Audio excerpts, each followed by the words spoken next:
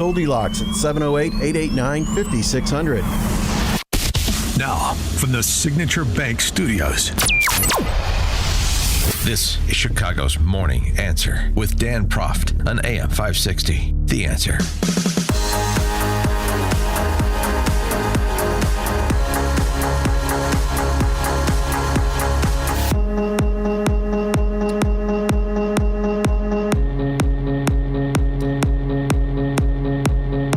Top of the morning, Dan Proft here. Talking about Charlie Kirk's assassination as we have been for the last hour.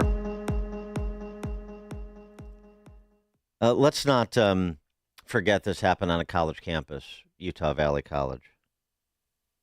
And so one of the areas of discussion that's important is reflecting on what our colleges have become. Totalitarian re-education camps is a phrase I've been using for, 20 years. It's getting worse. We have short memories. Have we forgotten how Jewish students, even Jewish students left of center, were treated on so many college campuses since October 7th? Since the terrorist attack and that music festival in Israel? Because they dared to deviate from any aspect of the orthodoxy on campus. No-go zones. Attacks.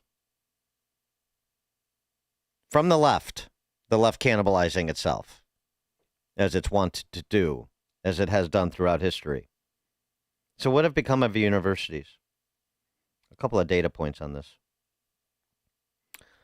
A survey from the Foundation of Individual Rights and Expression, FIRE, studied over 68,000 students from 238 American colleges, found that 15% of students believe violence towards a campus speaker is justified. 15%. Small percentage of a big number, big problem. The same survey found 52% of students find it acceptable to block others from attending a campus speech. As Ben Sass, former senator from Nebraska, former university president, Florida. Modern universities are officially governed by regents or trustees. Board members are typically prominent people with consequential jobs who exhibit great accomplishment and judgment. But for too long, when confronted with anti-intellectual activism, politicized inquiry, and attacks on campus free speech, trustees have buried their heads. Most trustees by disposition aren't fighters, they're consensus builders. They want to celebrate events that bring students and faculty together, like homecoming and graduation. Few join their boards to patrol intellectual boundaries or invite scrutiny for asking too many questions. Many have written big checks in support of scholarships. Others are nostalgic for their own formative college experiences. They expect in return only football tickets and sympathetic consideration from admissions officers when their children or grandchildren apply. They're there to give back, not to fight. Sass writes, that's too bad because the radicals have already brought the fight to the universities. And somebody in charge needs to decide if this kind of work counts as credit towards tenure. Does activist scholarship entitle one to promotion from assistant to associate to full professor with the attendant raises? Board members who choose to remain silent as institutional standards slip tend not to view themselves as cowards. They think the rot they see spreading all around them is out of their hands. But it isn't. That op-ed could have been written 20 years ago. It's just been allowed to metastasize. And, oh, by the way, the Charlie Kirk assassination yesterday in Utah, that's hardly the first example of campus violence in the direction of speech that is unpopular on campus. I mean, we're a few years removed from when not just attacking conservative speakers on campus, ask Ben Shapiro, ask Heather McDonald, shouting people down, vandalizing buildings. We're a few years removed from a university president or university administrator being attacked on the campus of Middlebury College, a small liberal arts college in the Northeast, for daring to allow Charles Murray to speak on campus. She's accosted walking on the campus with Charles Murray. That's violence. So it's a slow but methodical build to what happened yesterday. That is part of what the reflection on the gruesome murder of Charlie Kirk needs to include.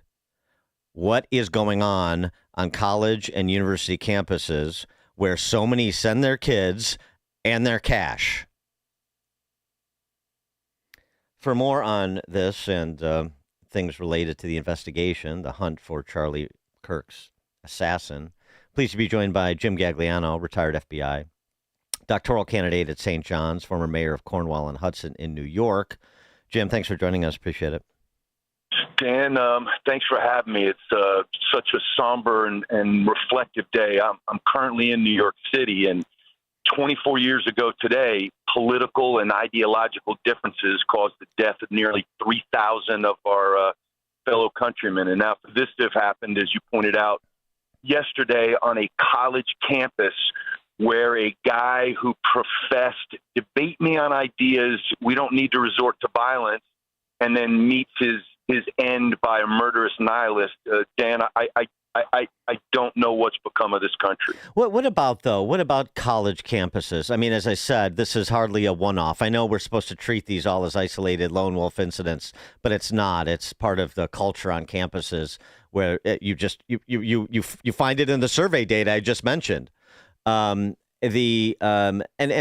what role does the FBI have? I mean, we talked about this a little bit with the treatment of Jewish students and colleges that were essentially suborning the violation of people's civil rights. But I mean, writ large, that's just one illustration of it. What role does federal law enforcement have into looking at colleges and universities that are platforming illiberal, violent people and organizations? Yeah, Dan, that is a tough question.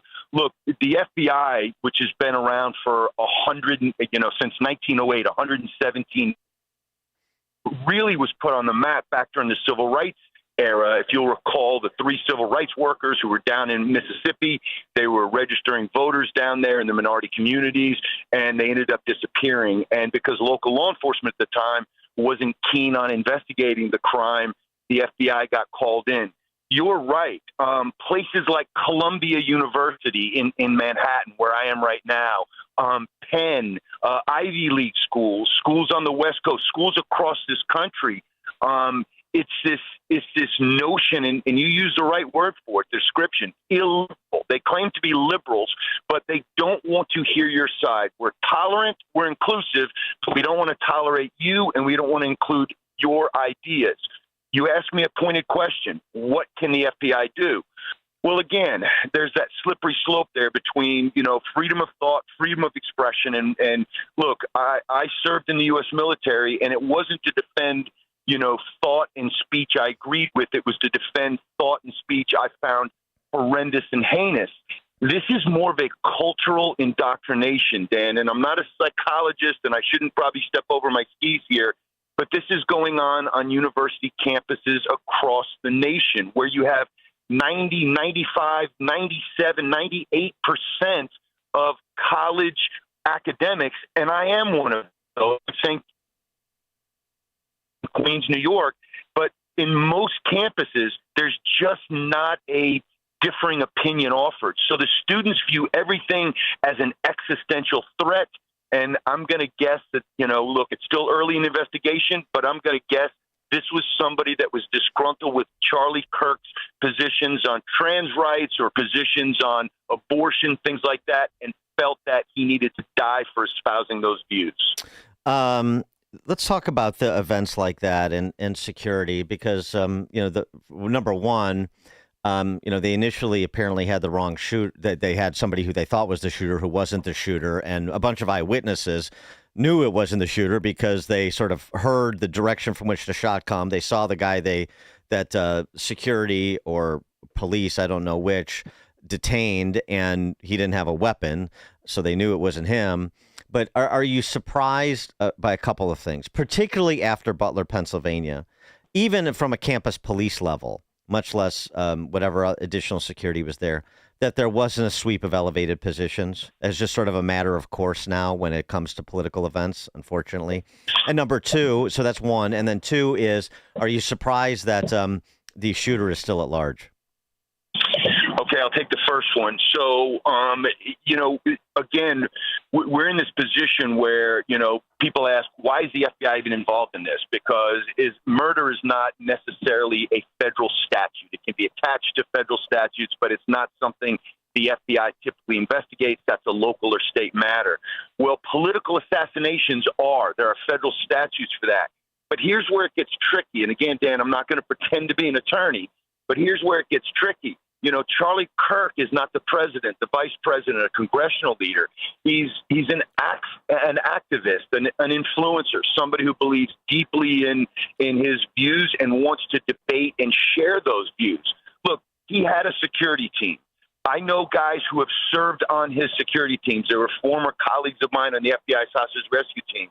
He took security seriously. But when you go to a place like UVU, where he was yesterday, and he brings in a small detail to protect him, there isn't drone coverage for elevated positions, to your point. There isn't a sweep of campus. There's not magnetometers. This is some guy that's just speaks his mind. He's not in an elected position. And have we gotten to the point now where everyone who speaks their mind has to be concerned that some assassin is going to pre-plan an operation? And I'll go into your next question now as we talk about why this person is still at large. I've seen a lot of debate and discussion, Dan, online, on radio programs, on television, and on the internet regarding this hit. It had to be a professional hit, people are spouting, and these are people that know nothing about what they're talking about. Yeah. This was a shot from about 520 feet. It was under 200 yards. I say this as a Marine Corps trained sniper, as an FBI SWAT sniper, and a member of the hostage rescue team. That is a simple shot with a long gun, a hunting rifle or an AR, a simple shot with optics. It's not that tough. Now, what concerns me the most, and I'll wrap it up quickly, what concerns me the most is the fact that a weapon was not recovered. So this shooter got the weapon in and then was able to secrete it on the way out when he egressed. As I reviewed the drone video footage over the campus that's online, everybody can check it out there, the building where he's purported to have been and taken the shot from, Dan, if you come down off of that building, there's a large open-air parking lot right behind it.